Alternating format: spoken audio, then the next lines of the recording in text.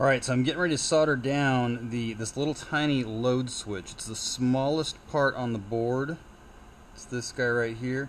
It's actually not the smallest part on the board, but there are 1, 2, 3, 4, 5, there's 6 pins, and they actually solder on the bottom side. And I'm trying to hold the GoPro right over the microscope. It's kind of challenging here. So what I did is I got into the microscope with the X-acto knife, and I already put solder on the pads, and then I put the part down, so it's just sitting on top right there. And I've got it on this hot plate, and I'm just going to use some hot air on top of it, and that's going to melt the solder. But I just want to share this. This is one of the more challenging parts I've had to put down today. All right, so I've got the board sitting on top of this. They call it a hot plate, and it's basically just, it creates hot air from underneath. It's got a little heater inside of it, and what it's going to do is warm the board up and get the board almost to the point where the solder is going to melt. So I put my tripod back up here so it's stable. There we go.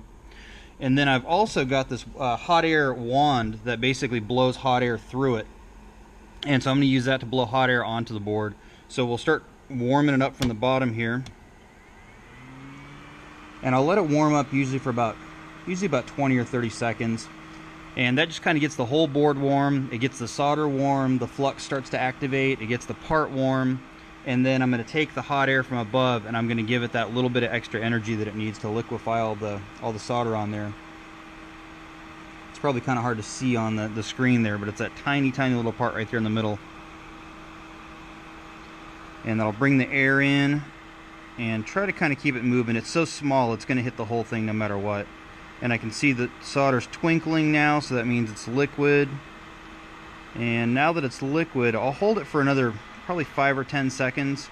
That allows the solder, the metal of the solder to react with the gold on the board, and it allows kind of like an intermetallic to form. So that gives you a good clean solder joint between the board and also the bottom of the part.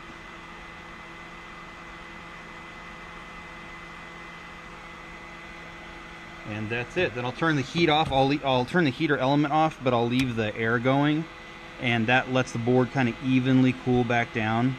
With a little tiny part like this, it probably doesn't matter how quickly we cool the board, but if it was a little bit of a larger part, we wouldn't want to cool it real fast, because it'll cause that solder to cool down at different rates, and it can cause little brittle fractures inside the solder joint. So that's it. So I've got all the hard parts down right now. I just put the load switch on, which is right here. That's backed by the battery. That basically is the main part that flips all power on and off throughout the board.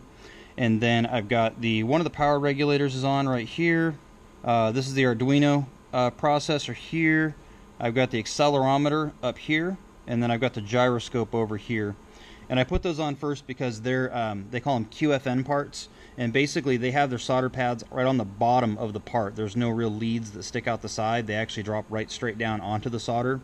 And so I go through and I put the solder on the pads first, and I get under the microscope, and it's really time consuming, and I go and basically get solder paste onto all of the pads and then drop the part on there.